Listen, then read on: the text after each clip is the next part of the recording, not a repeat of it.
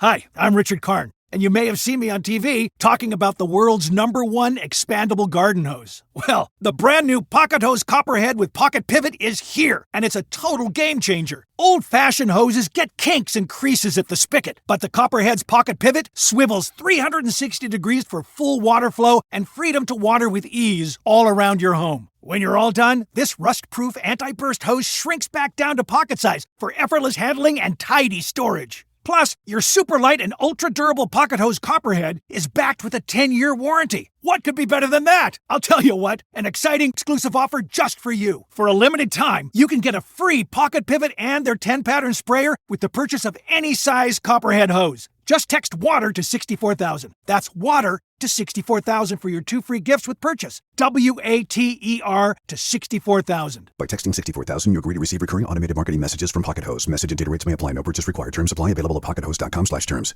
Coming up on this episode of DL Weekly, a new collaboration between Disney and Coke comes to Galaxy's Edge. International merchandise is coming to DisneyStore.com. Dining reservations are getting much easier. Oogie Boogie Bash ticket updates, a very special Pacific Northwest Mouse Meat preview and offer. We finish our conversation with Jymn Magon and more. DL Weekly starts now. Mica Nala Krista! Blah! Hi, this is DL Weekly. Family. Good. You listen? Okay. Don't forget Ohana. Well, hello and welcome to this episode of DL Weekly for the week of July 2nd, 2025. I'm Teg Bushman. And I'm Teresa Urban. We would like to thank everyone who supports this show, but this week we would like to give a special shout out to Aaron C. and Corey Y. for becoming official weekly tiers, and also to Melissa VL and Michael M. for your continued support. If you would like to help support the show and get ad-free versions of each episode, access to our supporter-only chat, and a bunch of other really fun perks, head on over to dlweekly.net/support and become an official weekly tier. Now let's get to the news. Extra, extra! Read all about it! DL Weekly reports from intrepid correspondents Tag and Teresa. You heard it here first, ladies and gents. Breaking news! Well, the Pacific Northwest Mouse Meet is quickly approaching, and we have some details and a special offer for listeners. The 2025 Pacific Northwest Mouse Meet will feature Disney legends Bob Weiss, Tim Delaney, and John Musker. Attendees can look forward to themed photo ops celebrating the Jungle Cruise, Indiana Jones Adventure, and Pirates of the Caribbean. The event will also offer meals inspired by Bengal Barbecue and Skipper's Canteen, which is out in Disney World, for those who don't know. There will be expanded Disneyana vendors, cosplay with a parade and prizes, interactive games, pin trading, and trivia. This year marks the event's 15th anniversary with special surprises planned throughout the weekend. Listeners can get 15% off of tickets with promo code DL Weekly now through July 12th or while tickets last. Link in the show notes. We are super excited. As you may remember, Tag and I will be going out for this year's Mouse Meet.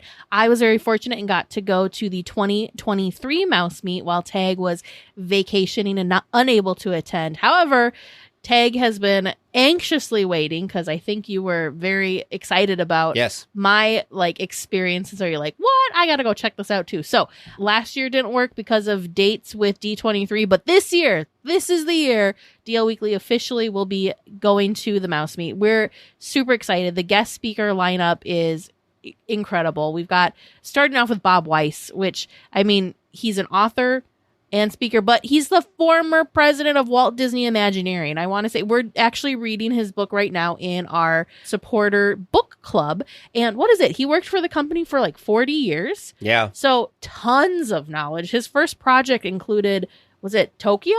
Yeah. Tokyo Disneyland was one of the first projects that he worked on with Imagineering. Just he's done a lot. Amazing. Yeah, John Musker, who's an animator, film director, screenwriter, and film producer, is one of the other guest speakers.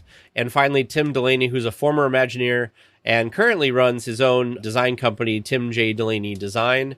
Also, our friends at Concierge, our sponsors, along with our other friends over at D23, are sponsoring the event. So there's all types of cool stuff there for that.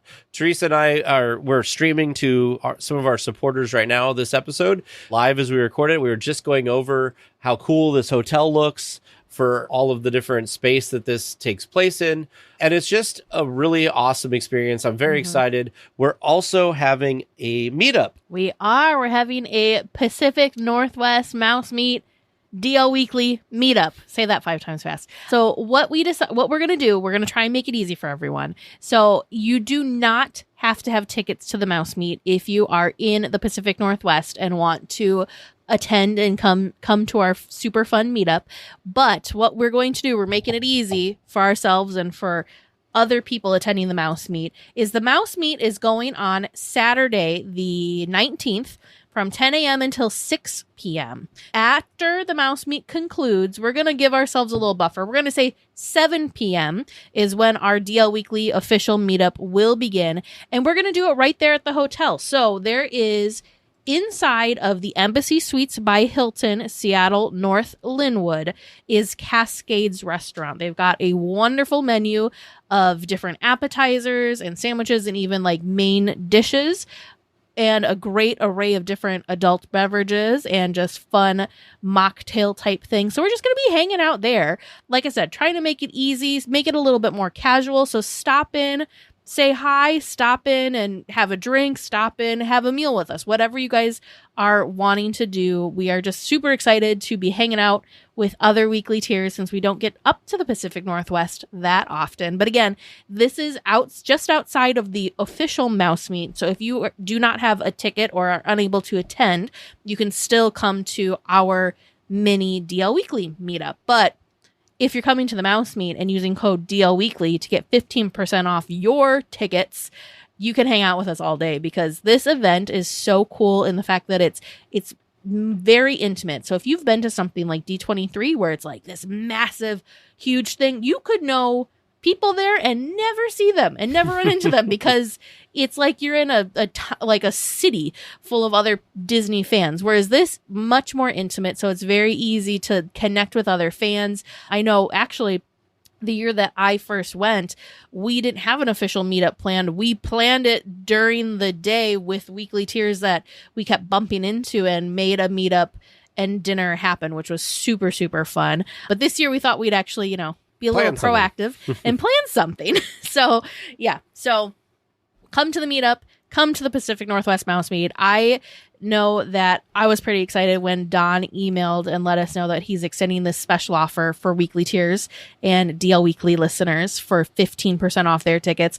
Plus, he shared with us information that I don't think is even public yet. The menu and the themes for the menus. Yeah. I had not seen them posted yet. How excited are you to have Bengal barbecue? Oh, yeah, it's going to be great. Yum. I just want to say that the times that we've interacted with Don, he's been on the show before, if you go back and look, he has been such a gracious event planner for this. Yes. He's been wonderful at reaching out to talk to us about things like this. We didn't even email him. Like, he emailed us and was like, hey, I know you guys are coming. It's coming up soon. Let's have fun. Let's have fun, yeah. And let's see if we can get some folks from your community to come because that'd be really awesome. And I know we have a huge listener base in the Pacific Northwest. We have a lot of Patreon supporters from up there, which means we probably have a lot of just regular listeners up there too.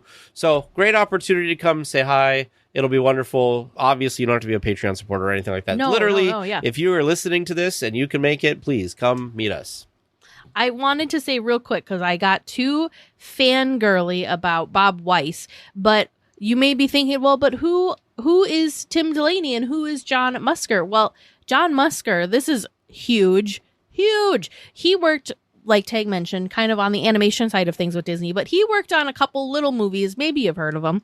The Great Mouse Detective, The Little Mermaid, Aladdin, Hercules, Treasure Planet, The Princess and the Frog, and even more recently, Moana, plus all sorts of other fun Disney films in between. But just incredible. So he's going to have ridiculous stories to tell. I'm sure of it. I can't wait. And the thing that's also cool too is that these people worked in different parts of the company. There's going to be maybe some that's overlapping between Tim Delaney and Bob Weiss because both of them worked in Imagineering, but I don't care. I want to hear all the stories. I think it's going to be so cool. It should be a lot of fun. And again, another perk of this is since this is a smaller, more intimate event, you get to meet these people too. You don't just get to attend the presentations and hear them speak to the crowd. No, you can go shake these people's hands, and they have like autograph stations set up that the Pacific Northwest Mouse Meet even gives. I don't even know if I told you this.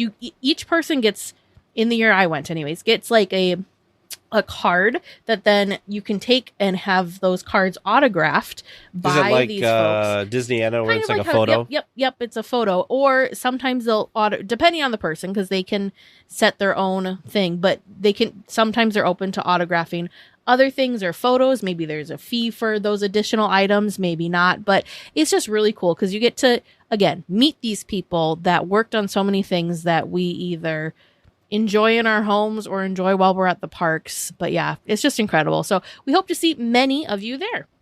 Absolutely. Well, dining reservations at Disneyland and Walt Disney World are getting much better and more smooth. A new enhanced availability calendar allows guests to view all available reservations for a location. Guests can also search a date range to see all available reservations at all locations, and guests can sort based on preference, like specific time frames and nearby locations. This is amazing because when we were at the park the last time, we were trying to find like dining reservations for like the dessert party. We've tried to find we were doing a lot of dining kind of stuff. And the fact like nowadays the way it's set up that you could just say, I'm interested in this location, show me everything that's available is so much easier than click a date, click a thing, go back, click a date, click a thing, go back. So you can check one location against multiple days. There's some really cool stuff like check dining availability where it's like, are you hungry now? You can join a walk-up wait list. And then it'll show you what places have walk-up wait lists instead of having to try and sift through all the different areas. Such a great update. I can't believe that they've waited so long to do this, but this is a much better system because, as you know, sometimes it can be really challenging. You're just trying to find something, and before it was very difficult with having to pick the date. You can also do cool things like change preferences. Like, do you want to dine in a certain time frame? And then it'll just show you stuff for then. So it's such a nice update. I appreciate this so much as a planner because they kind of started trickling some of these changes out a little bit earlier. So I like the first time that I saw this and I could do the date range and I could like manipulate some things. I'm like, oh, this makes it so much easier. And guess what? It like the dining reservation gods were looking down upon me and the person I was planning for because they were hoping for a last minute Blue Bayou reservation. And guess what we were able to find with this new easy to use system. Boom. There was a Blue Bayou reservation at not a crazy late weird time of day. It was a semi-normal time. It was like 6:30 p.m. I was able to snag a Blue Bayou reservation. So anyways, fantastic. I really enjoy this, especially now working and doing more dining reservations for more people. It's super, super slick. Oh, that's a Disney World only. Dang. Yeah, I saw that there's a cool new feature alert. Whether you need to see what your menu options look like or get a general overview of the vibes, check out the new media gallery to get a visual sneak peek. Look for the ring around location's thumbnail photo to open the gallery. Disney World only. I'm sure that if that's successful, that they'll probably bring it to Disneyland as well. I'm sure.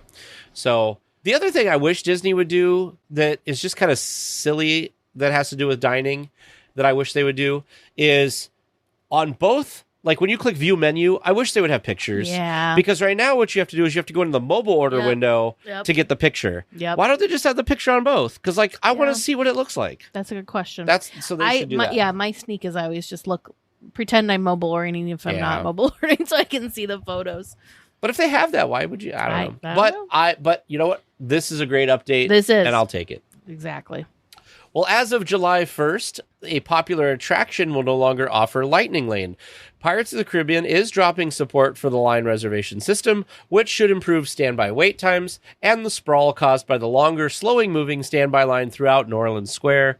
I am very happy about this. This is huge. First of all, I didn't realize that this had been since like the beginning of it was some beginning of 2024. Yep. That I knew it had been a while, but I didn't realize that it had already been over a year that we had been dealing with this. Honestly, it was getting to the point that I didn't think it was going to go away. I thought that that was like the excuse was, oh, we're going to put Pirates on Lightning Lane because Haunted Mansion and Tiana's were both down for their refurb thing.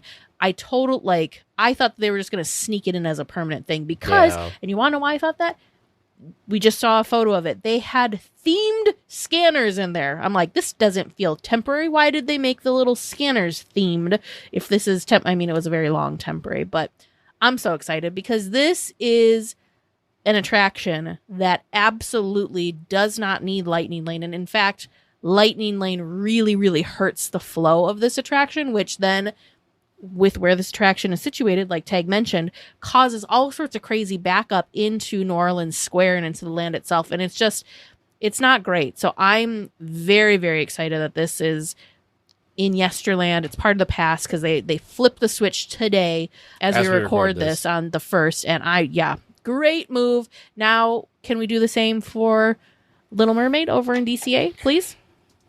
I don't think that's going to happen because they need more attractions. Maybe once we get Coco and the Avatar attraction and all of that, and then 2 new Avengers, we might get it there. We can hope, right? We can hope. That's like a whole thing. But I'm just glad it's going away because you're right. This is an attraction that does not need it. I mean, there's a lot I feel like you could argue doesn't need it. It's a Small World. I don't think needs it. Haunted Mansion doesn't need it, but it is there, so it is what it is. The thing with those attractions is at least when the line does get backed up, there's space for that to like it's more contained. It's not great guest experience because I feel like you're overinflating the standby because of the Lightning Lane, but at least you're not also then impeding on guests just trying to move about the area that are just going past that attraction. The fact that it gobbles up such a big chunk of the land and that like main thoroughfare to get through is just not great. Yeah, well, another positive change at the resort. Another positive. Well, weekly tiers who want to attend this year's Oogie Boogie Bash still have a chance. Many of the party dates are still available as of the recording of this podcast. Weekly tiers in our Discord chat reported the process to get tickets this year was much easier than it had been in the past. I will say, being on the planning side, we noticed that the pre-sale dates, smooth sailing easy. There was still a little bit of a wait on the day when they went live for everyone. Sure. And I was in that line, but nothing like it had been before. So instead of waiting hours and hours, I was stuck at the like more than an hour wait, and I was less than 2 hours easy. I didn't actually time it, but way sooner. A lot of the planners that were getting in and then having like less than an hour right away type waits, which was great. I was surprised because I think either the day of or the second day of, I just clicked to check it out, and it was like, poof, you're in. And I was like, oh, and there were still dates left. There's still dates. I don't know if it's because they've added a bunch more dates or like people have gone to it enough times now. I think it's a mixture of things. We've added more dates. Yep. I think that this event has been going on for multiple years, so a lot of people have done it. There haven't been huge changes year to year, and I'm curious. I don't know this for a fact, but maybe they've added capacity per day. Sure. And I think the other thing, too, is they're probably starting to price people out because $189 for an after hours ticket is very steep. As of the recording of this episode, it's probably easier for us to list how many days are sold out each month than it is to list how many days are still available, which is great news if you're looking to still snag your tickets. So expectedly, I guess I should say, unsurprisingly is what I meant. The very first party, which is on August 17th, is sold out. August 31st is sold out. In September, most of the Tuesdays are sold out. So Tuesday the 2nd, Tuesday the 9th, Tuesday the 16th, and Sunday the 28th are sold out. And then in October, it's a little more. Yeah, October, you've got... None of the Sundays. Yeah, your Sundays are all sold out. Your Tuesdays are all still available. You've got Friday the 31st is sold out, which to be expected.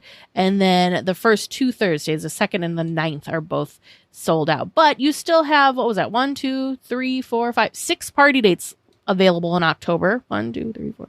7 party dates left in September, and 5 in August. Still available in August. So that's great. There's still flexibility. And the other cool thing too is if you're like us, you're a vacationer, there's only maybe 1 week that if you just happen to be going that 1 week, the first week of September, that's the only week solid that doesn't have anything available. But every other week, there's at least 1, if not 2 nights still available.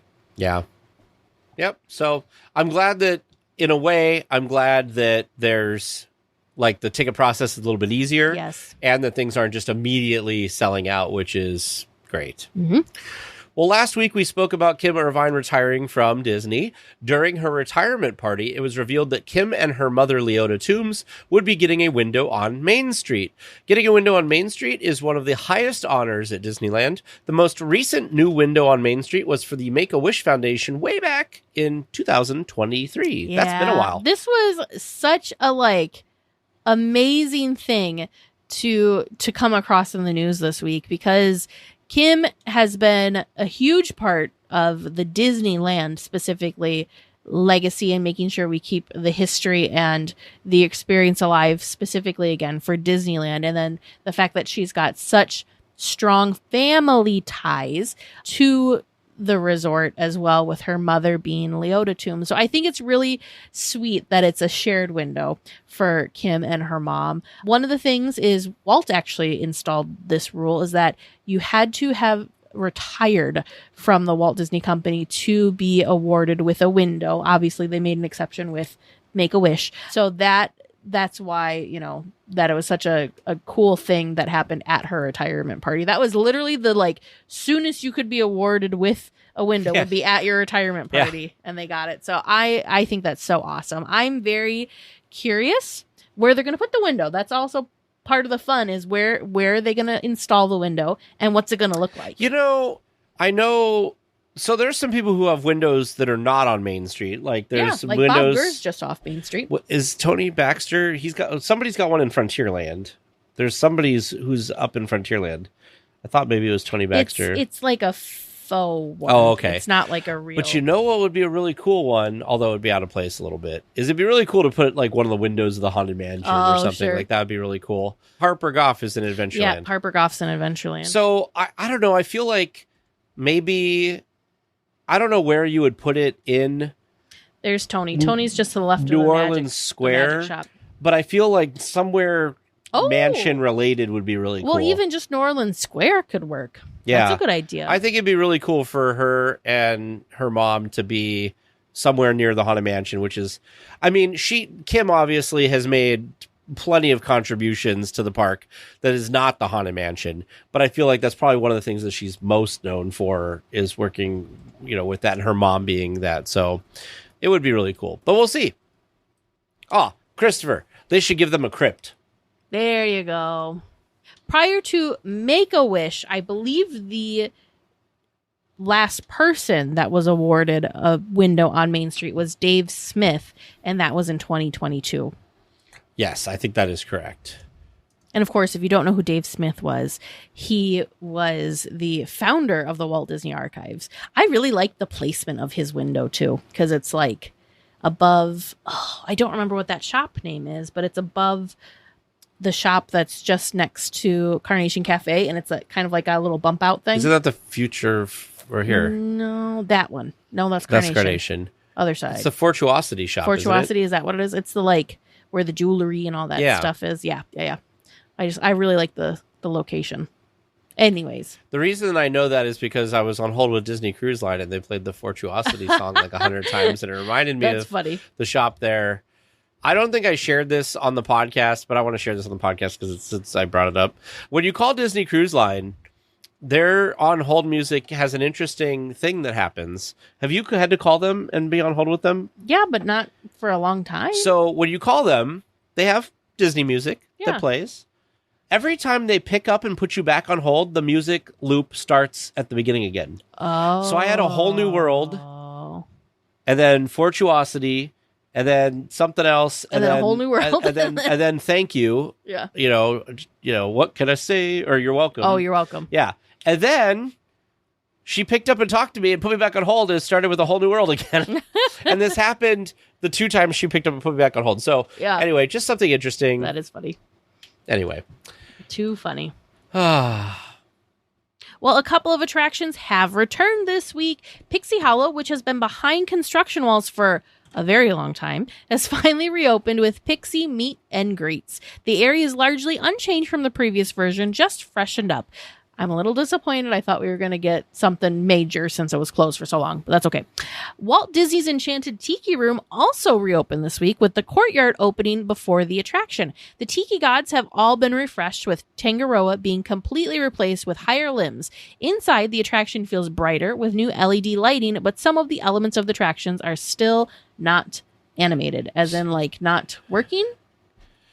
Not working, like not talking. So I had to find, so today, one of the things that took me a while to do the script was I wanted to find video of both of these things because nobody had pictures or anything. No, that's what I was noticing too. And I was like, what happened? So I found a couple videos, and the first one did Pixie Hollow just fine. So there's a gentleman online who went through and went and saw Pixie Hollow, and it's very much like it was before. Everything's been refreshed and repainted and looks really good, and Tinkerbell was there. So there was nothing really new at this location. It just looks really, really good. Which is wild because this was closed for months and months and months. So I felt like something was going on. Magical was happening. I mean, it is magical to get refreshed, of course, and make everything look bright and shiny and new again. But I thought, remember a couple years ago they were playing with like a Tinkerbell meet and greet that was like a little hologram? I thought that was coming. So the next thing was later on, because he had gone to show that and this had been reported online this week, that the outside of the Tiki Room, the like pre-show had opened before the inside. So you could see the new Tangaroa with the falling things and all the other things. But they had also they had soft opened the attraction. So he actually got to experience that. In his video, he doesn't have them falling. I found another video of them falling. They fall. They did a nice before and after. David from Fresh Bake did a before and after of what the old tree looked like and the new tree. They look almost identical. The only thing that's different is the branches are higher. They don't come down as far as they did, but otherwise the tree itself looks identical. Now inside, I didn't know if this was like, I couldn't quite place what I thought was different. So I went and found an old video of the Tiki Room from right before it closed. And remember how we've been reporting that every attraction that's gone down has gotten new LED lighting? Yeah. This is all new LED lighting, because if you look at the old stuff, it's very dim. This is very bright. And later, when you see like the birds come down in the carousel, it is very noticeable that it is a lot brighter and more vivid. So happy about that. Again, though, I looked because one of the things that I notice all the time, and I'm not trying to poo-poo the fact that they did a lot of work on this, is the flowers. And you can see that there's still, that one's moving, but these are not moving. Yeah. So still poor flowers. Some troubles, but the lighting in here looks amazing. Even the pre-show, like when they're talking, like look how lit up that is. The other thing that I noticed is at the end where there's the storm. It's not in this video, but another video that I found. They light the birds back up a lot quicker. So I think they're trying to make it so kids aren't, because it stayed dark for a really long time. Sure. So the lights for the birds come on almost immediately when it goes dark, which I think is to help prevent kids who don't like the dark. Sure. Because this is a good, like, all ages attraction. But I thought that the lighting in here and stuff looked really, really good. I just wish they'd fix some of the flowers. I'm really curious to see what this lighting looks like in person versus in the video. Because in this video, I'm almost a little worried that it's like, is it too bright? You know what I mean? It's a fine balance. Like, you want it to be lit up nicely, but you also don't want it to be super bright in there either. So, but I'm so excited to go see this and experience it. Not as excited about Tink. I really thought they were going to do something amazing. Maybe I set my expectations too high, but I feel like I have the opposite with the Tiki Room. I'm like pleasantly surprised with what happened with the Tiki Room, because I think the Tiki Gods outside look awesome. They do. They look so awesome. They do. So I'm real excited to see them. I'm glad they were able to get some TLC. Did you watch David's Fresh Bake construction video this week? I did not, no. Okay, so this is a cool tidbit that he heard from a cast member, and he showed it on video, and this video is not going to show it, but by Rongo, who has the kite, the cast member said if you look, there's pineapples growing there, and they're really small right now. Yeah. And he said, the cast member said, the reason they're there is no guests have been allowed in, that they always try to grow them, but guests always touch them because they're visible for touching. Yeah. So if you go see it soon and nobody has touched it, Messed with it. there are pineapples growing there. That's cool. But yeah, so here's another video, but just like, do you see how bright? Like just yes. the I'm that's what I'm trying to like debate. Is it actually that bright, or is it just that person's, video adjusting? Well, this is a second film video or whatever, That was a second video. like, is there an auto adjustment that thinks it's being helpful but it's not? So here's from 2021. Do you see it's different? And then if we go back to just like when people first come in, see it's this like warm lighting, where the new one has like it's very bright. Like they might have to adjust that maybe. But just like everything else, like I think we talked on one of the streams with Lee talking about like him being able to see the projections and stuff in the train tunnel, that they've LED lighted that whole place. So it's just brighter now. So, and our experience on It's a Small World. Yeah. I do think it's good, but I just, especially like with this, right? When it's kind of more of a dark ride type thing. I'm just really curious to see what it looks like in person. Me too. I'm holding off judgment until we see it in person because I'm nervous. Perhaps we're too bright. Or maybe like I don't know. I'm curious because it looks like it's more cool lighting than the warm lighting it was. So I'm just real curious to see what it actually looks like. Because again, watching videos, it's the tough. Camera could be trying to help and adjust and not keeping it true to what it looks like. I just wanted to quickly show you the pineapples. Well, since we were talking, you know what's interesting? I feel like I've noticed that there's pineapples growing there. That's so cute. So right in front of him, these tiny little pineapples. And he said that the cast member said that guests and little kids and stuff, they like to grab things. And this is right behind where you can sit and grab them. But I want to look out for these because I feel like I've never noticed that they. And honestly, I don't even know if I knew how pineapples grew. I'm ashamed to say. Oh, man. Yeah. They grow on those little spiky, like, not really a bush. I guess we're going to call it a bush. Like a plant? Yeah. But it's like on the top. It's almost like a flower. Yeah. It's not like how most fruits are like growing and hanging down from something. Yeah. I feel like you need to take a trip to, I don't know, Hawaii and go visit the Dole Pineapple Plantation. It is something I'd like, but we keep going to Disneyland. Anyway, a new collaboration is coming to Star Wars Galaxy's Edge. Disney has partnered with Coca-Cola to offer 30 specialty cans and bottles of Coke products for purchase, with 3 being only available at Disneyland and Walt Disney World. Oh. Star Wars fans can collect their favorite icons with shows and scenes from the movies and TV shows. Fans can then scan the cans, bottles, or street advertisements to unlock immersive AR experiences. You can also record a message of hope, inspiration, or encouragement, like a transmission that can be shared as a hologram-style video with your community. When I first saw this, I thought it was just new themed cans, and then when I was reading this today, I'm like, wow, there's actually a lot to this. It's huge, yeah, that's what I was just thinking too. Like, this is such a, like, it's like an onion. There's so many layers to this. Mm-hmm. I was with you. I was like, oh, that's cool. Like, I just thought it was cool that they had all sorts of Star Wars theming going on cans and bottles. I got even more excited. I'm like, ooh, there's special ones. If you get them at there's special ones that are available at the resort only. That's cool. And then the fact that they're interactive and all, this is really, really, really cool. The only thing, now, if you're a collector, it shouldn't matter. But if you're a drinker of Coke, I did find that it was a little sad that only some of the characters come in original taste and only some of the characters come in zero sugar. Yeah. So if you're like, I don't really like the zero sugar, but I really want Yoda. But like, you could get original and have K2SO instead. I mean, K2SO is really cool. Yeah. I think they did a good job with like balancing out what characters are on what thing. I also thought it was weird because I thought they were like the glass bottles. I thought that they were going to have, because they've got like the thermal detonators in Galaxy's Edge. Mm-hmm. And I was like, is this replacing, like, these are just regular cans and bottles. This is strange. Because I thought it was like replacing that, but it's not. So sure. They also went in the article linked. They talked a lot about how Coke has partnered with Disney for years and years. Since the beginning. Yeah. So. Yeah. It's the 70th anniversary of Disneyland and Coke's partnership or whatever you want to call it. Yeah. That's nice. Very, very cool. Well, if you'd like your very own tiki bird at home, this is so stinking cool. Are you going to order one? The Garner Holt Foundation has an option for you and for me. They have launched a Kickstarter campaign to provide an animatronic songbird mini kit to Disney fans so you can make them at home. You can customize the bird and program it to talk or sing.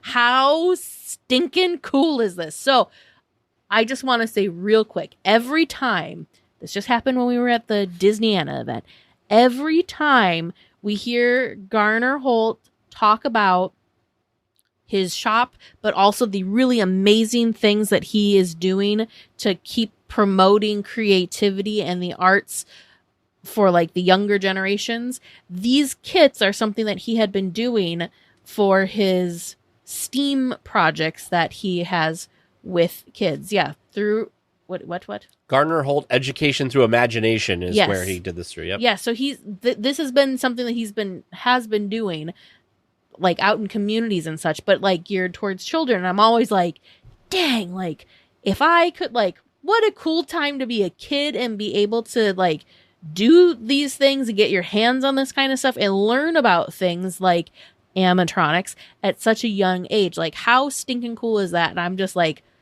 jealous of these kids that they get to, like, how stinking cool. So now the fact that I could do this too, sign me up.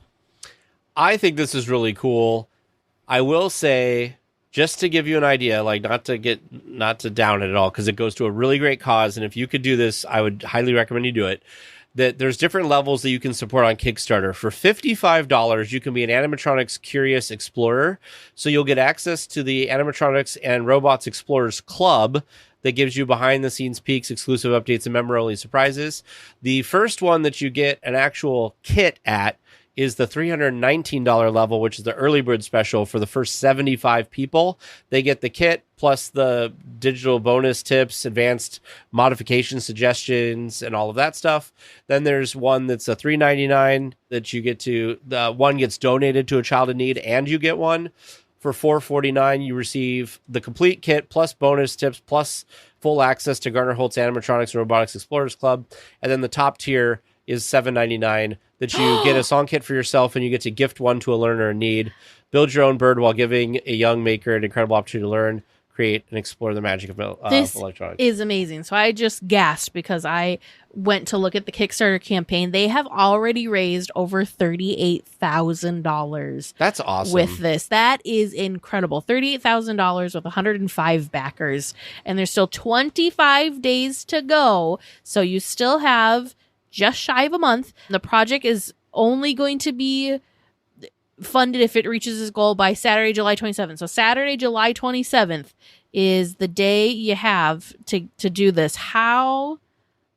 That's amazing that they already have raised that much money. Very, very cool. Are you going to get one of these? I don't know. They're so cool. See, my thing is that I'd want to be like the top tier because I would want one for me and I would want one to give to somebody else too so that they can have a very cool and fun experience.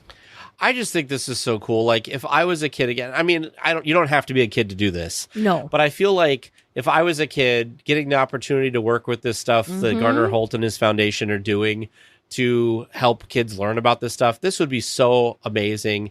So who the project is for? STEAM education enthusiasts, animatronics aficionados, tiki culture fans, and theme park lovers. Or anyone who appreciates creativity, engineering, and the joy of bringing characters to life. Yeah. Amazing. Absolutely amazing. Oh, Imagineer Bob Gurr talks about Garner Holt. Bob Gurr. That's so cool. There's stuff from Bob Gurr. There was stuff from Tanya McKnight Norris. There was stuff from Chris Crump. This is a really great initiative. It's what does he call it? It's like the Animakers Spaces, is I think what he calls the like labs that he will put into either schools or local libraries and stuff so that kids can kind of get more hands-on with these things. Just absolutely incredible. So Animaker spaces. Animaker, that's what it is, an Animaker space. If this is something that speaks to you, this is a really great foundation and it's just incredible. There's all sorts of, we'll have links in the show notes to learn more about what Garner is doing with these special projects and getting these things out in the community. But feel free to donate. Get your own tiki birds. If you do, please let us know how it goes. I think it's so stinking cool that you get to build it and then you get to make it, have it talk or sing or whatever. I think that's so fun. You get to decorate them however you want to decorate them. It's not just like, oh yeah, I want a tiki bird that looks like Jose and poof, like that's what they mail you. No. You're starting from scratch. You get to create this tiki bird from a blank canvas. Well, if you have any money left after all that, yeah, Disney merchandise from Japan and China is unlike anything we have in the domestic parks. Well, DisneyStore.com now has some of the merchandise from those locations online to purchase. Urupocha-chan plush from Japan and plush releases from China and Japan are available now.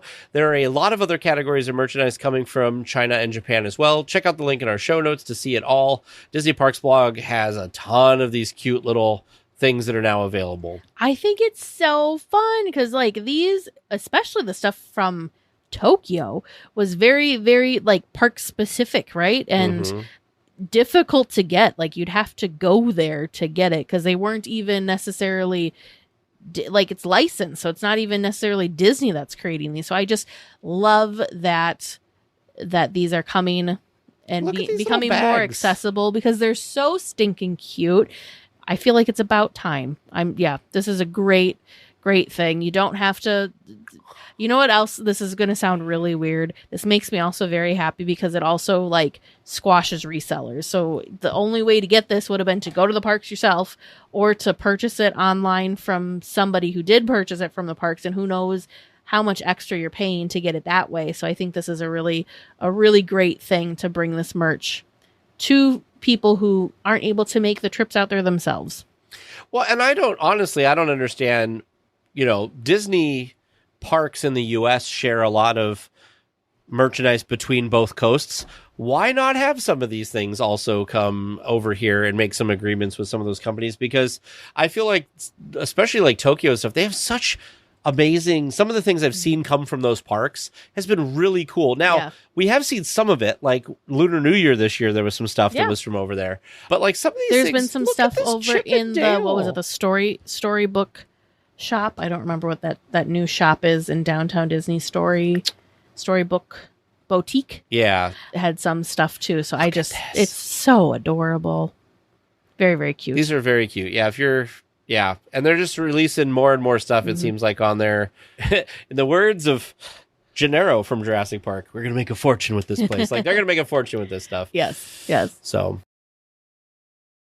Hi, I'm Richard Karn, and you may have seen me on TV talking about the world's #1 expandable garden hose. Well, the brand new Pocket Hose Copperhead with Pocket Pivot is here, and it's a total game changer. Old-fashioned hoses get kinks and creases at the spigot, but the Copperhead's Pocket Pivot swivels 360 degrees for full water flow and freedom to water with ease all around your home. When you're all done, this rust-proof anti-burst hose shrinks back down to pocket size for effortless handling and tidy storage. Plus, your super light and ultra-durable Pocket Hose Copperhead is backed with a 10-year warranty. What could be better than that? I'll tell you what, an exciting exclusive offer just for you. For a limited time, you can get a free Pocket Pivot and their 10-pattern sprayer with the purchase of any size Copperhead hose. Just text WATER to 64,000. That's WATER to 64,000 for your 2 free gifts with purchase. WATER to 64,000. By texting 64,000, you agree to receive recurring automated marketing messages from Pocket Hose. Message and data rates may apply. No purchase required. Terms apply. Available at pockethose.com/terms.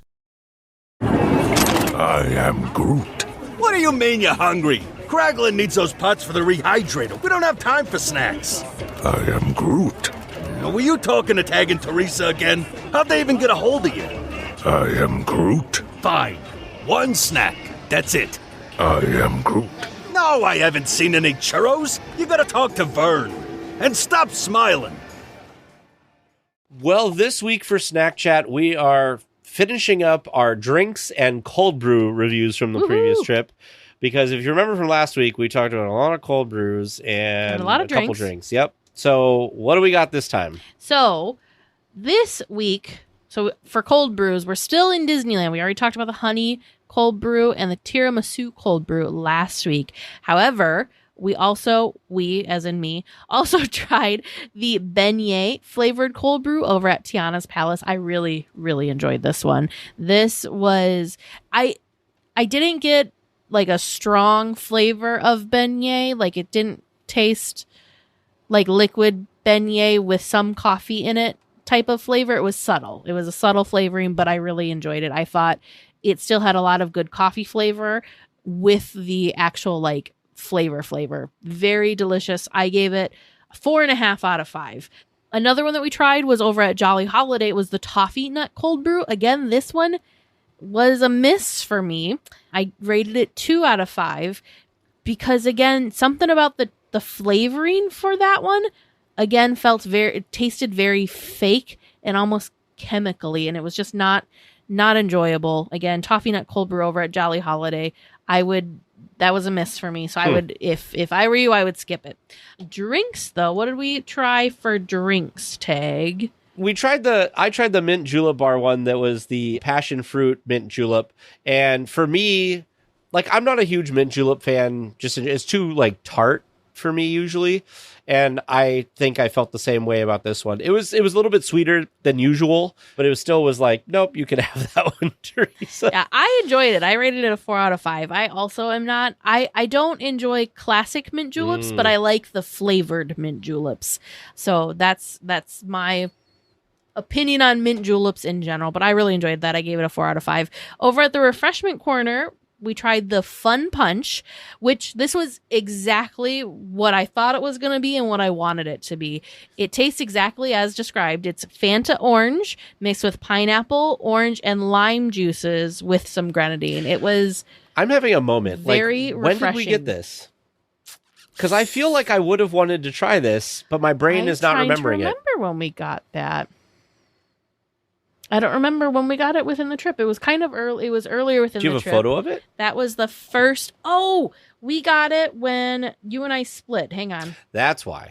Remember, and we were like sitting in it was really, really hot, and we were sitting, and hang on. You went and got a Thai tea slushy. That's right.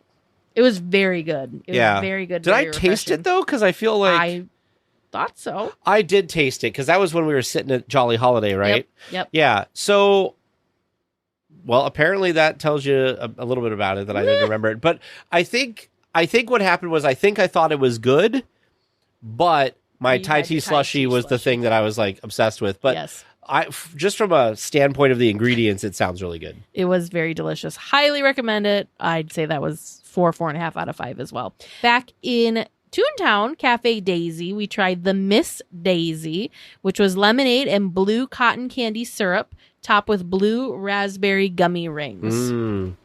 I remember seeing this, but you were like, lemon. What did I had something to drink as well. What did I have to drink with that is the question. Yeah, it looked really pretty. It looked so stinking adorable. It looked refreshing. And honestly, it was very good. Like, I'm not a huge lemonade person, but the cotton candy syrup, the blue cotton candy syrup, I was a little like, ooh, what's this going to be? But the two flavors mixed really, really nicely. And it came with a paper straw that was white and red striped. And then you had the blue gummy rings on it. It was given so like very Donald Daisy Duck vibes off of this drink. It was very cute, very Instagrammable, but also more importantly, very delicious. Yeah, I remember you enjoying that one. And because it was like a jillion degrees that day. It was so refreshing. Yeah. And it looked that way too. Like somebody posted. We got the flopovers. Like that's when we got the flopovers. Yes. I think I just had like a water or something because I didn't take a picture of anything. Oh, sure. That flopover was good. We covered it on a previous snack chat, but that flopover was very good. And the last cold brew of the trip we found over at Rancho, but it was the Ice Cafe de Ola, which was cold brew with horchata cream and flan custard, which was interesting. I was going to say, you thought this was weird. Flavor 4.5 out of 5. However, it was a little interesting to me because I watched her make it. She took an ice cream scoop and put a scoop of flan in the base of the cup, and then put the Seems like a cold weird brew start. and horchata in there. The flavor was amazing. What kept throwing me though was the like getting chunks of that flan in my like up in the straw. So it was kind of a like you had to like, I don't know, chew your coffee a little bit because of the flan, but flavor wise was amazing. The texture just kind of was throwing me a little bit. It was different than like boba. I think because boba are round, you can kind of catch them a little bit. Well, just and imagine it's like flan in a straw. Yeah, more uniform. Whereas the flan was big chunks and little chunks, and you know, some of it was kind of dissolving, some of it wasn't dissolving. So it was a little interesting. It was not the most appealing looking drink when you had it like after you mixed it up. So what I ended up doing was I just hovered my straw over where the flan was, so I was just getting the So this would have been drink. good if they didn't put the flan or in if it was like, I don't know, pureed or something. Like if it was if it mixed in with the coffee better, like actually mixed instead of just kind of was there. Are we done with Disneyland food from our trip now? We're done. We have eaten our way around the parks and come back and told everyone about our experiences. Yes, we're done. It was banging this trip. Like there was a lot of really good. We still stuff. have stuff on our list, so there's a couple more things that we're gonna try while we're there later this month for a day and a half. So there's a couple more things that hopefully will get checked off that list, and you know that we'll report back as soon as we do. Let me know. I took tons of video and tons of photos of all the food items, but have yet to do anything with that. If you would like these reviews also kind of like in a physical form, let us know. We can jot our reviews down, write our reviews out, and share the photos and videos so you can also like how we are when we're ordering stuff. We like to see photos of the foods that we're talking about. So if that's something you're interested in, let us know and we'll definitely put that together for you and share it too. We first spoke with our friends over at Where in the Park back on episode 265. Amanda and Kevin create amazing, fun, seek and find scavenger hunt games in the parks all over the United States. Whether you want a challenge at the Disneyland Resort or want to explore a new place like Universal Studios, Knott's Berry Farm, SeaWorld, they're adding new stuff literally all the time. There are fun game packs for everyone. For the digital folks, there are even some digital packs now. From beginner to expert, Where in the Park is the perfect for first-time visit to experience the small details that make the parks wonderful places to visit, or to challenge yourself on your 1000th visit to see how well you know the small details. And we tried this, and sometimes it's more challenging than you would think. Where in the Park is for everyone. Visit the link in our show notes to get started, and you can use promo code DLWeekly to help support the show. And get 10% off your order. Yeah. DL Weekly announces the boarding of the Trivia Express, non-stop star speeder service to the moon of Endor. All passengers, please prepare for immediate boarding. Hello, folks. You've made it to Trivia Land. Howdy, folks. Yeah, trying something new. How you doing? Ready for this? I mean, as ready as we ever are. Yes, ready as we can be. I mean, it's never a surprise. You always show up here like the same time every week. I know. We so keep trying to avoid it, but somehow we keep getting looped right back. How dare you? It's like a vortex. It just sucks us right in. Just poof, there we are. A black hole of fun. You know why? It's because Snack Chat is like right there. It's so close. It's like right next door. We're neighboring. And we definitely like visiting Snack Chat. Mm-hmm. Yeah. All right. Well, I got 4 questions for you this week, and I hope you're ready. I feel like you'll do pretty okay this week, actually. Okay. Maybe that's famous last words. Who knows? Oh. Probably. I'm going to start you off with a true or false question. The Disneyland monorail was the first daily operating monorail system. False. Because it was False in the US. in the Western Hemisphere. Yeah. Both going with false. Excellent. Moving on to question number 2. Before Guardians of the Galaxy Mission Breakout took over from the Twilight Zone Tower of Terror structure, what was the date we were visiting the hotel? Oh, that's a good one. Oh, I can like... It was 1939, I'm pretty sure. I don't know. Ooh. I think it was 1939 for the year. They had a date? They have a date. That makes sense because because like everything, like is it the date we are visiting, or it's the date that like the event occurred? Date of the lightning strike, I believe. Yeah. One stormy night. Yeah, I don't know. I'm trying to remember what he said. He said one stormy night. I thought he said years ago or something, but no. Well, it should have been like one stormy night on. Fill in the blank. 1939, though, I'm pretty sure, because it was talking about like the Hollywood elite. Oh, sure. Yeah, I don't know. I'm just going to 1939. That's all I got. I got nothing, so we'll just... Nothing from Teresa? You'll hitch a ride in my elevator? Hitch your elevator? Yep. Amazing. Did you want to guess a day just for funsies? No. Okay. October 31st, but that's probably not it. No, it's not October 31st. Okay. Moving on. Third question this week. How many submarines exist for the Finding Nemo submarine voyage? A lot. There's actually more than one would think. I want to say there was like 9. That's my gut instinct said 9 or 7, but I think 9. You know what? I'm gonna go with 7 because that was my first thing. I've never seen 7 out there. That's why I always think it's more than what you'd think. 9 because wasn't it like the second largest submarine fleet when the original opened? Yeah. So I think it's like 9. Do they still have? I don't know. All of them? I don't know. I feel like they don't. Well, last time we were there, remember, like one of them was like parked out in the middle of the it broke. Joys of submarines, right? I guess. All right, my last question for you, more of a history question again. Guests to Innoventions were welcomed by the fictional mayor of Tomorrowland named Tom Morrow. Oh, dang, I thought that was good. That's what I thought too. I was like, I got this. I knew you'd be too excited for that part. So instead, I want you to tell me who gave Tom Morrow his voice. Oh, no. I know who it is. Is it Earl? I don't know.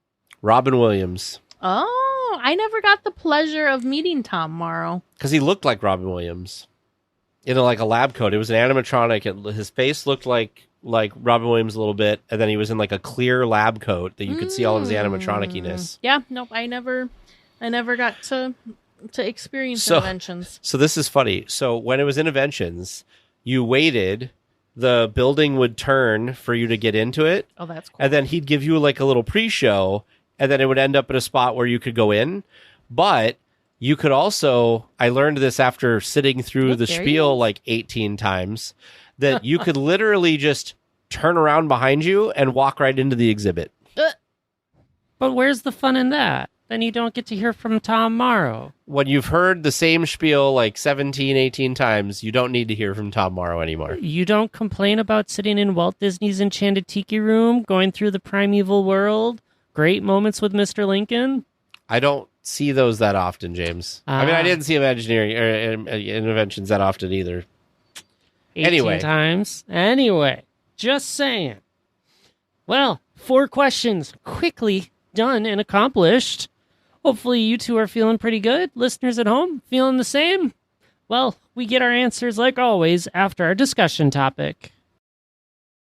Hi, I'm Richard Karn, and you may have seen me on TV talking about the world's #1 expandable garden hose. Well, the brand new Pocket Hose Copperhead with Pocket Pivot is here, and it's a total game changer. Old-fashioned hoses get kinks and creases at the spigot, but the Copperhead's Pocket Pivot swivels 360 degrees for full water flow and freedom to water with ease all around your home. When you're all done, this rust-proof anti-burst hose shrinks back down to pocket size for effortless handling and tidy storage. Plus, your super light and ultra-durable Pocket Hose Copperhead is backed with a 10-year warranty. What could be better than that? I'll tell you what, an exciting exclusive offer just for you. For a limited time, you can get a free Pocket Pivot and their 10-pattern sprayer with the purchase of any size Copperhead hose. Just text WATER to 64,000. That's WATER to 64,000 for your 2 free gifts with purchase. WATER to 64,000. By texting 64,000, you agree to receive recurring automated marketing messages from Pocket Hose. Message and data rates may apply. No purchase required. Terms apply. Available at pockethose.com/terms.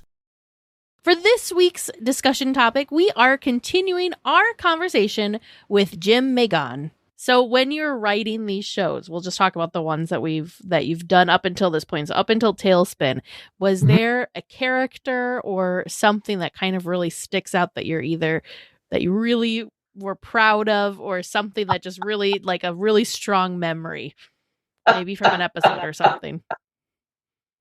I think Baloo is a great character. Unfortunately, when we hired Phil Harris to come back and do the voice, he was living in Palm Springs, and it was like a 2-hour drive, from there to Burbank and then back. So he recorded, I think, 3 episodes, and it just wasn't working. I mean, not that the man was not talented or anything like that. It's just he's getting on in years, and his pacing isn't quite what it used to be. And I'm just heartbroken because I realize we can't use him for the show. Yeah. But I can't call him up and say, leave me alone. Yeah. So eventually he was alerted to the fact that he was not going to be doing Baloo, and we had to find someone else. And we got Ed Gilbert, and Ed did a fine job, but he's not Phil Harris, Mm-hmm. So if you say, who's your favorite character?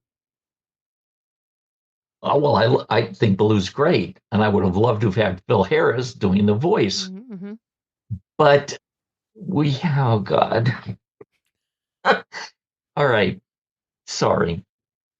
A lot of people that are famous filmmakers now were all bozo students at one time in film school. Sure. Mm-hmm. And there was a guy who made a student film called Fandango for USC. It starred Kevin Costner, I think. Anyway.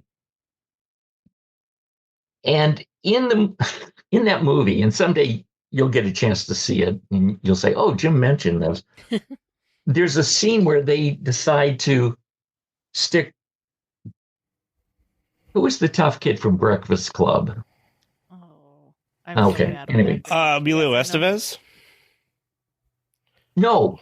The sort of punk. That's all right. Yep. That's all right. We know who I'm talking about. They stick him in a plane, but the guy flying the plane is a total pothead, right? He doesn't know what he's doing, and he's zoned out, and he takes the plane up with this guy in it, and they've given him like a 3-second class on how to use a parachute. And then they kind of push him out, and he just falls. Well, I just love this sort of drugged out pilot. It just struck me as a really funny idea. And I said, I want someone like that in the show.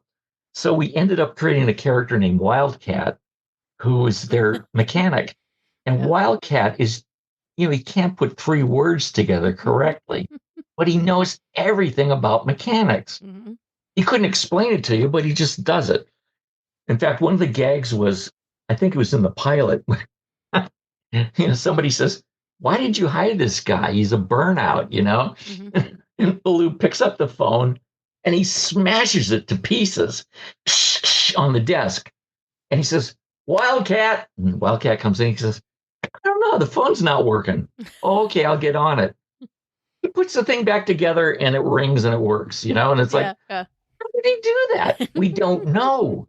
We don't know, but he's their mechanic, right?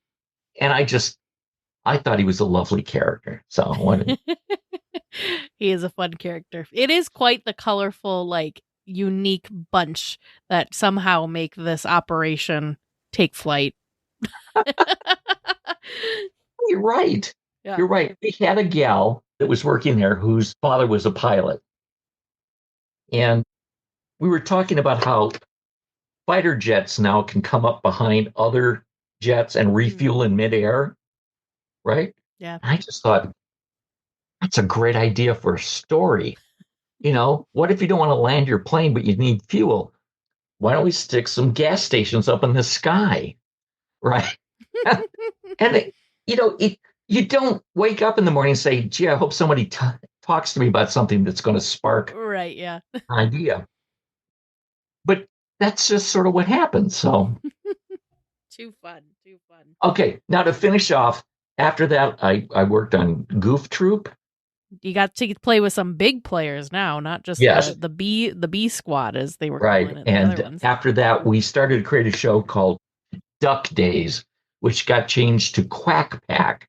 Oh, yes. And Yep. that was sort of the straw that broke the camel's back for me. And I finally said, bye, I'm out of here. You'd done enough with ducks at that point, huh? No, it was management. It was just giving us such a hard time. And it's like, okay, you sit down, tell me some ideas and let me do this. No, that's stupid, So I just want to go back to Goof Troop real quickly. Yeah, of Goof course. was a lot of fun. I never understood the title, but evidently it had been developed before I got there. That Goofy was a scoutmaster and he had all these kids, and it was called the Goof Troop, right? That all got dropped, but they kept the name. I don't know why, but they did, Goof Troop.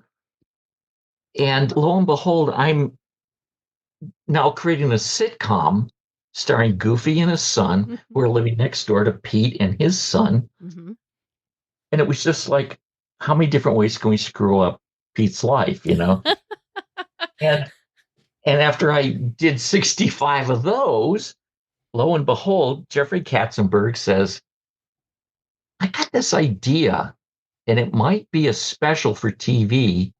And the special eventually turned into, let's do a movie. Okay. And we called it The Goofy Movie. And after I left the company, they kept working on it, and it eventually changed to A Goofy Movie, as in, what kind of a movie is this? Well, it's a goofy movie. Okay. Yeah. So they tell me, look, you did Goof Troop, you understand the characters. Yeah. Go write this thing. Okay. I went out and I bought all these books on disastrous vacations. Dave Barry wrote some comedy about vacations. I watched National Lampoon's Vacation. I was trying to do everything I could to figure out, how do we make this work with Goofy and his son? Well, part of the problem was in Goof Troop, his son is like 13, maybe. He's in junior high school. And we needed something a little more upbeat, a little more clever. And so we made Max a high school student. And all I can say is that they stuck me on the second floor of the ROD building. And there's nobody on the second floor. This huge area, and there's nobody there. It's completely empty. And I've got a corner office, and I've got a computer, and I'm going tick, tack, tick, tack. And I'm typing away, and I'm turning stuff in constantly. And there's no director, there's no producer, it's just me. And I finally put together a screenplay, and then they hired Kevin Lima to come in, and he's going to direct it. Great. And then he sat in the next office, and we spent several weeks just sort of kicking things around. And he started bringing in all these other people that he'd worked with on other projects. Great. Now Dan Rounds is the producer, and now we've got all these storyboard people, and they're boarding things I wrote, and I'm looking at going, oh, that's fun. And, That second floor wasn't so lonely anymore. Oh, no. It eventually got jam-packed. Yeah. If you saw the documentary called Just Another Goof, or not just a goof. I just watched that a Just a couple Goof. weeks ago. That And- if and you look anybody, at it's they're great. packed in there, right? And I'm not there because I'd left the company in 93. The movie didn't come out till 95, so I don't know what they did. And God bless them. They went through hell to get that movie made. Yeah. And everything that could go wrong went wrong with that film. Didn't have the budget. It wasn't done by, Disney animators. And Katzenberg had been fired by that point. So that's right. the one person who believed in it wasn't there anymore. So now it's like, well, do we just shelve it? What do we do with it? Well, let's put it out. Okay. It goes out. People go to see it. Everybody nods and goes, yeah, okay, fun. Okay. Yeah. Nothing great. Not a blockbuster. Along comes VHS and DVD. And now kids are watching a Goofy movie at home. Not just once, 5 times a day they're watching a Goofy movie. Yep. That's kids for you. Oh, and those kids come up to me at conventions and they're grown up and they've got kids of their own. I make my kids watch this, and it became a phenomenon. Yeah. Yeah. So that this company, where does it say it? Roosevelt. Oh, yep. Yep. All these sort of, jazzy shirts. They've made so many Goofy movie shirts and merchandise. It's just, it's gone crazy.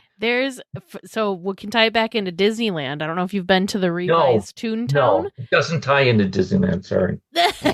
But they've got Goofy's house, and there's a power line costume. There's Bigfoot traps that are up there, but it's the stake on the end of the fishing pole is out there. If you go, there's a really deep one that a lot of people don't realize, but if you go to Mickey and Minnie's Runaway Railway, it looks like a theater, right? And so if you look at the little ticket box office, they've got a Lester's Possum Park. I think it's a mug that's in there, as well as the little girl with the braces, in a picture frame. And on the wall is Mickey Mouse Disco. Yeah. And Flashdance. I produced both those records. Look at that. It's like, cool. Yeah. I haven't seen it, but I know it's there. Yeah, it's pretty cool. And then some of the music back there is also It's like an instrumental version of Eye to Eye. But yeah, it's Goofy movies alive and well in Toontown. And you're forgetting the hit thing, which was the Power Lime, chewy candy stuff. Yeah, that's right. I've got it here somewhere. I don't know. This is actually a fake ticket that they had for. Oh, that's fun. Your own Power Line ticket. Anyway, so this year, 2025, was the 30th anniversary of the release of a Goofy movie theatrically. And it was also the 40th anniversary of the release of Gummy Bears and Wuzzles on television. Oh, yeah. And so, I'm the guy, that was there. And, the first foot in the door, I'm a great fella. Did they call me up and say, we want you to do this, that, and the other? No, they did not. No, but you got to come on the DL Weekly podcast. You know what? They said to me, look, if you can't, get famous through us, go to a podcast. Yep, bye. There you go. You have such a great history. You should write a book. You should. He's hiding now. I am hiding. I hope you never get well, okay? He's like, do you know how much writing I have done in my career? I wrote all of these TV. I don't know more writing. People say to me, oh, there's this new book out. Did you read it? I said, I'm not a reader. I'm a writer. Yeah. Don't ask me to do more than one thing. You're like, I'm either going to read or I'm going to write. Which one do you want? Yeah. I'm going to write. Yep. I'm not reading anymore. So anyway, I left Disney in 93. I've been freelance ever since. I've worked on lots of different shows, many of them not in this country, which means you've never heard of these shows I've worked on. But up until this year, I've been really busy. So that's awesome. Yeah. What are some of the highlight projects or no, not? I can't tell you. No. I was going to say past Disney. No, the Pentagon called me and said I can't share that. Okay. No, my wife actually said to me, you worked at the Pentagon? I said, yeah. She said, who shot Kennedy? I said, I can't tell you. I would have to kill you. No, actually, I had top secret clearance. I worked for the chief of naval operations at the Pentagon. Oh, and you've done it all. I've got the inside story on everything. But anyway, so yeah, I've done a lot of animation even since Disney. So I just can't believe that a lot of my childhood came, from one person was involved in all of those things. Yeah. And here's the wonderful thing is that I can't even get a fast pass at Disneyland. They won't let me in. I can't, get to the front of the line. You gotta go bang on the thing. Don't you know who I am? Yeah, exactly. I'm glad you said that because I went to the record company, the music company, years after I'd left there. Yeah. And there's a gal sitting at the reception desk, and behind her is just this wall of gold records, wall of stuff. And she said, "Yes, can I help you?" I said, "Yeah, I'm Jym Magon. I'm here to see Ted Crisco." "Oh, and who are you? What have you done?" I said, "You see the desk you're sitting at? And you see the chair you're sitting in? And you see all those gold records back there? That's me, honey." They don't know me. That's just crazy. See, but you brought all these things out, and somebody's got to do it, right? And you're not the voice, you're not the animator, which a lot of the animators until fairly recently also got no recognition for anything. Yes. So, like, unfortunately, it's a thankless job in a lot of ways, which it shouldn't be, but it is. We talked previously with Bambi Moe, who did a bunch of stuff in the same kind of area as you. And so, it's just crazy. Just crazy. It is wild when you think of how much time, energy, and effort goes into creating, like you said, a 22-minute cartoon episode, because you've got all of the voice talent, you've got all of the animators, you've got all the story people, the producers, the writers, how, if you were to just kind of take a wild guess, we'll say with DuckTales, how many people worked on DuckTales? Just a ballpark estimate. Just writers or everybody? Everybody. Oh, God. Well, no, the thing is that we don't do the animation here in this country. It's shipped overseas to Japan or Korea or wherever. Yeah. So I couldn't tell you how many people worked on. How many writers then? Just the writers. Oh, Lord, you're killing me. When I did Tailspin, because we were in a big rush to get that done. Yeah. In order to do 65 episodes in a hurry, I created 4 teams. Mm-hmm. Where, there'd be a director, and there would be his storyboard people, and then there'd be a story editor and his writing team. So of these 4 teams... And 4 of those. So 4 directors. Yeah. Yeah. 4 story editors. One for each team. Yeah. And the way it was structured, each team had to turn in a script every 2 weeks.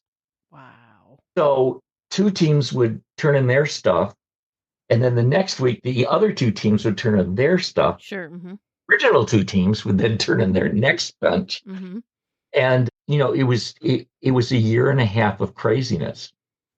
And that was one that came together quick. And it was still... Oh, no, absolutely. And not that I didn't love it, because I did. Yeah. It just... when people think, "Oh, you work for Disney. Oh, you get to eat popcorn all day long and sit in an ice Mickey cream bars tub." and whatnot. Yeah. No, it was hell sometimes. Yeah. It's hard. Well, I don't know how any of you creative folks do it, because it's not. I mean, it's animation. It's a feature film, so it's a little bit different. But watching they had like the Frozen 2 making of thing on Disney Plus. And I was shocked at how down to the wire some things came. I think it was like 2 months before the official premiere, and they hadn't written one of the songs yet. And I'm like, how does this what? Yeah. And then they're doing changes up until like a couple days before and all of this. Yeah. That is ridiculous, because I always thought, like, you figure out the story with animation specifically. You figure out the story. It's locked in. You're pretty good. Then you set your team of animators to animate it. And then you kind of put it all together, and then you're done. But this is like, we don't even have a song written yet. Like, what? Yeah. I know you're dying for more wonderful stories. When I was doing Tailspin, I was going to a recording session, and I got a phone call as I'm on my way out the door. And it was Disney Legal. And they said, "Your villain, you're calling the Dread Pirate Anthrax." Okay. That was his original name. And they said, "You can't call him that." I said, "Why?" "Well, because there's a metal rock band named Anthrax." Oh. I said, "Anthrax is a sheep disease. It's copywriting this stuff, Mm-hmm. And they said, "Well, nonetheless, you can't use it." Oh, crap. So you have to rename a character on your way. Yeah, on the way to And I've got a list somewhere. I don't know where it is anymore, but I had a list of all these different names. Yeah. And for some reason, the idea of Don something or another, just like Don Perignon or whatever, it just sounded interesting to me. So it came up with Carnage, Don Carnage. And I said, oh, by the way, Jim Cummings, you're doing the voice of Don Carnage. It says Dread Pirate Anthrax, but it's not. It's Don. Forget that. That's not it anymore. No, but that's what happens. That's crazy. Anyway. I can't even, like, it's hard to come up with like one name, and you're coming up with entire shows worth. Like, that's crazy. Yeah. Yeah, you know why? Because you got to. Well, it's not like nowadays where you could just go on to some name generator and it'll spit out like 1,000 names, and you're like, that's the one. You had to like come up with this stuff, and some of them are very iconic characters now. It's just crazy. Exactly. When we did DuckTales, there was a famous artist who drew all the great Donald Duck, Uncle Scrooge stories for Walt Disney Comics and stories for Dell Comics.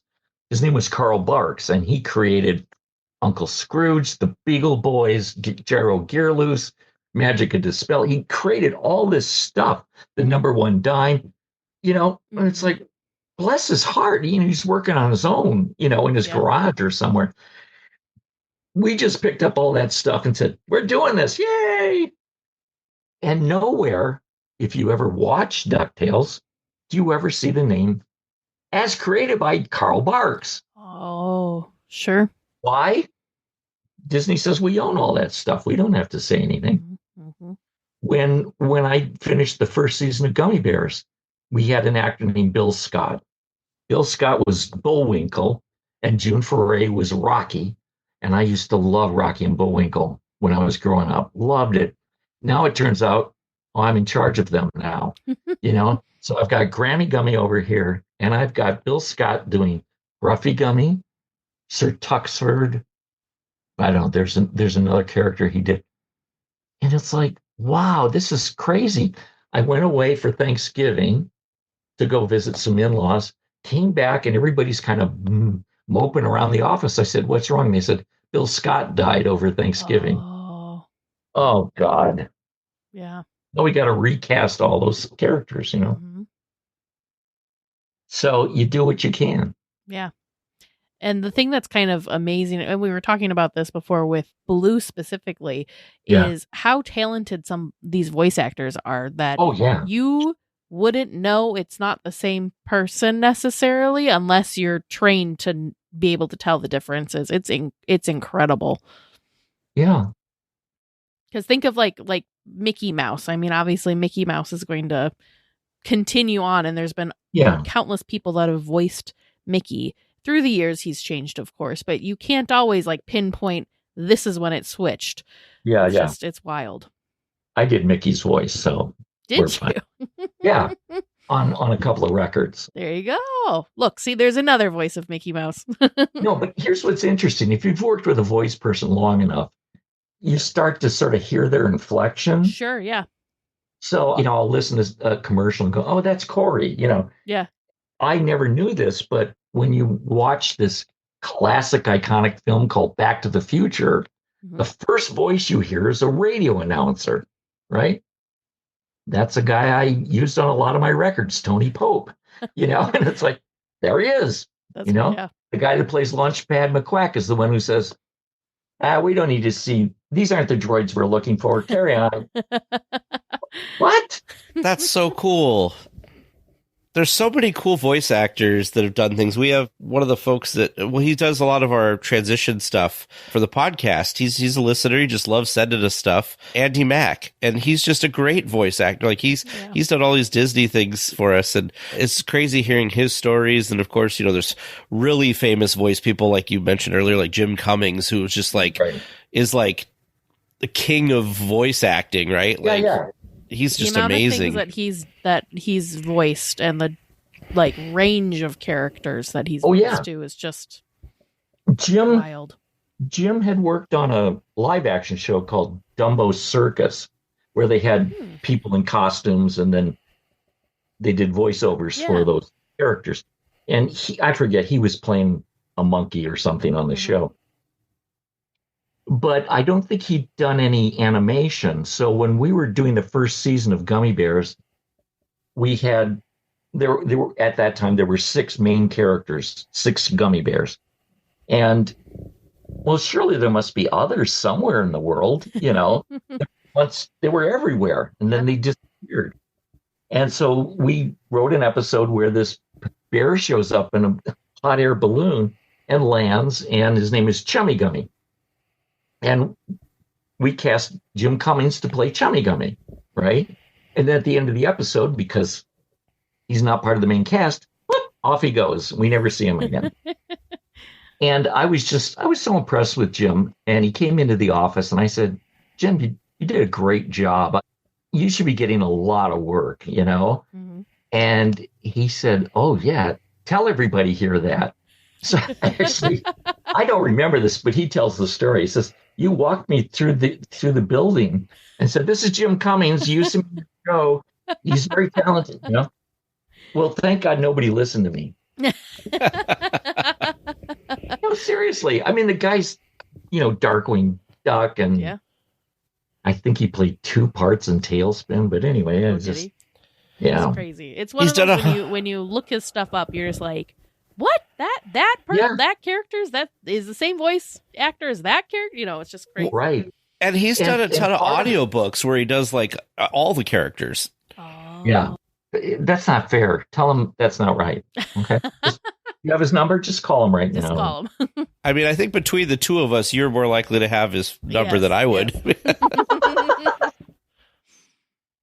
No, actually, that's funny because people say, you worked with Rob LaDuca, who directed all these other shows. Why don't you give him a call? I said, I don't know how to call him. I don't have his number.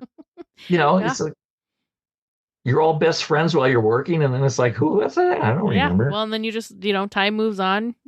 People go their separate ways. Everyone loses touch. So that was what was so neat about the Disneyana event, was seeing you kind of have a little reunion with a couple of folks that you worked on. I wish I could tell you all the people I called to go to that reunion that never happened. Yeah. Katie Lee, who plays Sunny Gummy, she was the first person I called. And I said, come on down. Yeah. And then she calls me just before the event and says, oh, I can't do it. I'm supposed to be teaching a class. All right, bye. Oh, yeah. Oh, God. No, it's tough because almost everybody from that cast has expired. Yeah.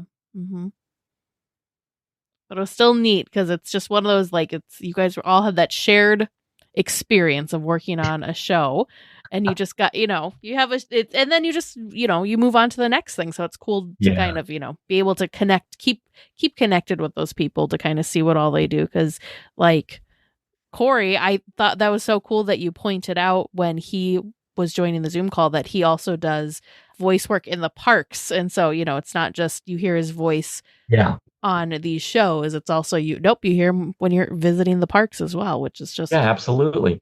In fact, I think part of it also is when you've got talented people you're working with, things are going to happen. This, what they would call a war of attrition, where you just wear down everybody. Bill Scott died. Paul Winchell said, I'm done doing Tigger and all that stuff. And they turn to somebody there and say, why don't you do it now? Well, how'd you get the part? Well, the guy that created the character told me to. Yeah. Okay. What are you going to do? That's how it works. Just wild. Yeah. It's interesting to hear, to have grown up with these shows and then kind of hear like the inner, like we call it like, you see how the sausage was made, like how the process behind the finished product is always just incredible. Yeah. So did you work on Darkwing Duck too? Or was Darkwing Duck not during your time? Started on Darkwing. That's another one that now I have the little intro song stuck in my head. Okay, no, that's fine. No, that's good. In fact, Tad Stones has I think really used that as his sort of go-to at fan conventions. You know, a lot of people love Darkwing Duck. I don't think I watched much of the show, but I will say this is that I think somebody upstairs, and when I say upstairs, I mean somebody that gets paid more than me, thought that we should do a Darkwing Duck movie. Oh. Okay. And we should make it a musical. Oh. Okay. Oh, who could do that? Jim? So what happened was we went out looking for songwriters, you know, famous. And one of the first names that popped up was Barry Manilow. Okay. I don't think so, but okay. And the other person we talked to was Jerry Herman, who had done Hello Dolly and La Cage aux Folles and things like that. You know, he's a famous Broadway guy. And he listened to our pitch. We sat on his patio, and he was very nice. But, you know, it's like, oh, well, I'm working on something else right now, and I can't, and blah, blah, blah. Anyway, the whole thing fell through. But I have some battle scars from Darkwing Duck. So. Sure. That sounds like it would have been interesting, though, a Darkwing Duck musical. Darkwing Duck, yeah, it's hard. Performed by Halix, obviously. Yeah, exactly. There you go. Hey. How come you're not working for Disney? You know, I wonder that all the time. You know, Teresa and I both together, you know. How come they don't see the greatness of our podcast and bring us on? You know, it's funny, too, that you say that. And this, you can cut all this stuff out of the podcast. But, you know, I think Disney got very excited at one point and said, we should buy some stuff and expand our horizons. And, you know, it's like, well, I think somebody owns all the baseball teams. Let's buy a hockey team and call them the Anaheim Ducks. Mm-hmm. And the name of where they play is the Pond. Yeah. Okay. What's the next thing that is told to my department? Make me a show called The Ducks. And they did. And I wasn't there, luckily. You spent a lot of quality time with a lot of different ducks. A lot. Ducks, they're my best friends. A lot of ducks. We had, well, all sorts. Ducktails. Ducks and more ducks, yeah. Ducks, and more ducks. A little bit of Quack Pack. Yeah, exactly. Quack Pack. Oh, that poor show. You know, I used to think there were all these geniuses that worked for Walt Disney Corporation, right? Mm-hmm. In fact, when I was younger, this is how bright I was, NASA's trying to figure out how we're going to get a rocket and send a man to the moon. And I thought, well, that's stupid. Walt's already done it. I was on the right. I saw it. They flew over. And I remember saying that to someone. The fellow I talked to just shook his head and said, they're not geniuses. They're tinkerers. They tinker around till they figure out what it's supposed to do, you know? Yeah. Well, you know, if it works, it works. If Walt and his team were tasked with making a ship to fly to the moon, they probably would have come up with something, because that seemed to be how it worked. I mean, you know, I think, you know, like we said earlier, that when you don't know what you don't know or what's impossible, you just kind of try it and see what happens. I think sometimes you're absolutely right. People get stuck in these boxes that they mentally put themselves in, and they're like, well, that's not going to work. So they don't even try it. Yeah. Well, Jim, we have spoken about a lot of stuff this evening. Speak did. And he's a writer, was there anything that we I mean, I'm sure, but was there anything that we didn't talk about that you'd like to talk about before we wrap up with our final question?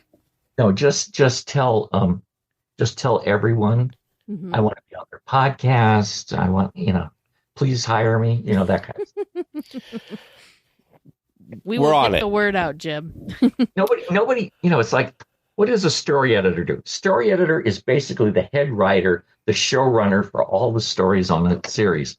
Where's the Emmy for the story editor? I don't know. What's a story editor? Yeah. Oh, my word. Here. Well, speaking of a job, that's our final question. If you could work at Disneyland, and it could be any job, even something you make up, what job would you do at Disneyland? I'd climb up to the cupola atop Haunted Mansion. No. Well, you did that one already. And be another ghost peering out of the window. Yeah. There. You know what? Honestly, I'm not sure I could work at Disneyland. No, I don't think I could because they're a lot stricter than they are at the studio. Sure. Well, Jim, once again, thank you so much for taking time to come on. Do you have anywhere online that people could follow you, or obviously they could go back and watch their childhood, or maybe not their childhood, but their favorite things? But is there anywhere people could see what you're up to online? Aren't you sweet? No, I'm serious. You are really sweet, I tell you. No, I'm on IMDb if you want to look up my credits, but I also have a website, which I haven't written for years, and it's called www.jymmagon, all one word, .com. And you can see some of my stories there. And for people who are listening to this and don't see it, Jim is Jymn. Correct. And we will have a link in the show notes for that website that's right. For them to find too. As they used to say, the P is silent, like in swimming. Nobody gets that. Okay, that's fine. No, I was laughing. I get it. Okay. So along the lines of don't eat the yellow snow. We'll make sure also, Jim, that you put your office and cell phone on there. We'll make sure that also gets on the website. Oh, good. I'm dying for people to call me. All right, Teresa. Well, Jim, it has been an absolute pleasure, Jim. Thank you so much. And you know what? Everybody says this to me. You're absolutely right. I should write a book. And when I wake up tomorrow, maybe I will. I don't know. You will.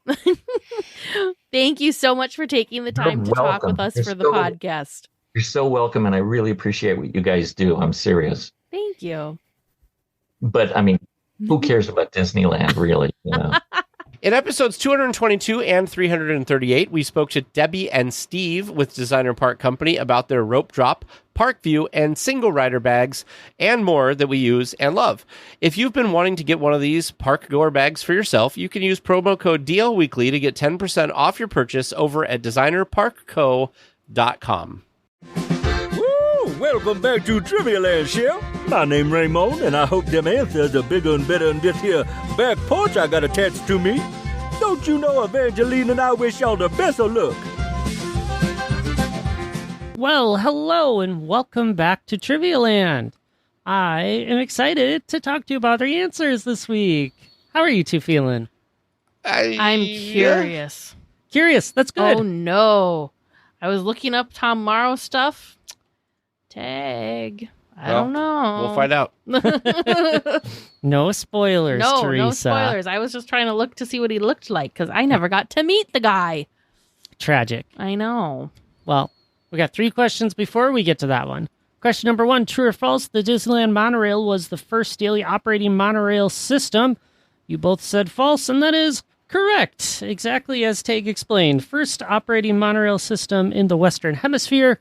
There were 2 in Germany before it started operating. First one was like 53 years ahead of it. So, wild times. There's a really awesome one that's still operating, I think, in Germany. That like goes over like a river. It's like suspended. It's a underhanging monorail. I think that's the first one that opened. Yeah, so. It's really cool. They've expanded the system throughout years. There's if you look on YouTube, you can find there's a documentary kind of about it that's really neat. Do the listeners know how much you love monorails and how jealous you were when I went to Las Vegas and rode the monorail? Yeah, I was very jealous. But I'm hoping that when we're in the Pacific Northwest, we'll have the opportunity to ride the Seattle monorail because it was closed when there you go. James and I were there. It was. Add it to the list.